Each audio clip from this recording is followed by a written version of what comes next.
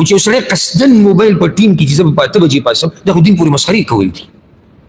دا مونځ که د 1 لاک پیرو کې الله یې نه قبلوي.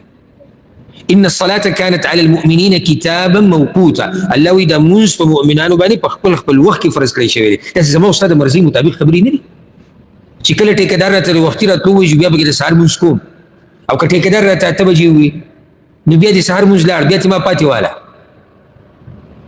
او که چېرته زما پکې اور ټیم لګېدو جو خو صحیح ده که اور ټیم داسې ګپ دی. زه دې خبرې ته کله نه کله سوچ وکړم که نه چې د الله ډېر کریم باچا دی چې موږ نه رانیسي په دې خبرو باندې، یعنې موږ هم هسې مسخره جوړه کړې ده که رښتیا دی. چې کله د دین مسله راشي نو موږ 100 عذرونه د دنیا ورته بیانو. ولې هلکه بیمارو، ولې طبیعت مې، پلار، مور، ښځه، بچي، دوکان، مزدوري، چکر، ګپ شپ، په ګاډي کې وته او داسې پسې زه یو زر درته شماري د دین په باب کې چې کله خبره روانه. زه دا وایم موږ ولې چېرته د دې دنیا ته موږ ولې عذر نه دی بیان کړی د دین دپاره؟ ورسېدې زما په خبره؟ یعنې زه نن راغلی یم درس ته ناست، ایجو ته راغلی درس ته ناست، په دې کې دنیا راغله، ملګری راغی، د مزدورۍ وخت پکې راغی، اچانک ټلیفون راغی د یو کار، بچو راته وایي چکر لګو، ښځې راته وایي چکر لګو، ملګري رالو ګپ شپ لګو، زه هغو ته وایم راخبر کېږئ نه، اوس زه د خپل رب د بندګۍ دپاره ځم. موږ دا عذر ولې نه بیانوو؟ یعنې چې کله د دین خبره راشي موږ د دنیا 100 عذرونه بیانوو، نن دا و نن دا و لږ لږ او لږ لږ او دا تندی به یې ترېو کړی راترېو کړی، کله به یو عذر بیانوي کله بل. ولې موږ دنیا ته داسې ولې نه وایو چې دا ټیم زما د رب دپاره خاص دی، خفه کېږي به نه؟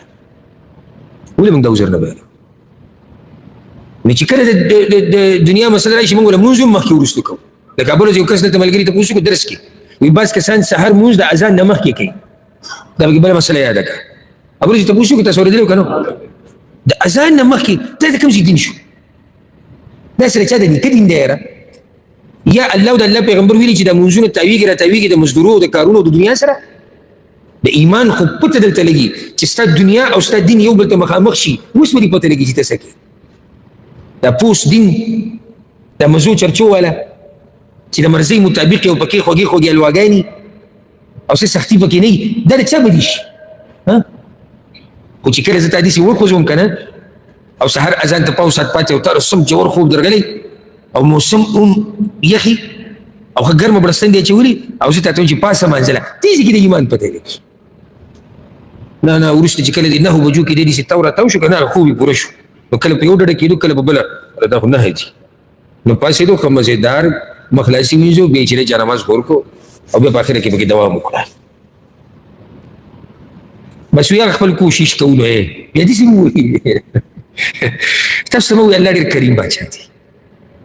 دا الله شکر دی چې موږ په دې خبرو داسې ناسه پرانیسي نه، یعنې زموږ به څه حال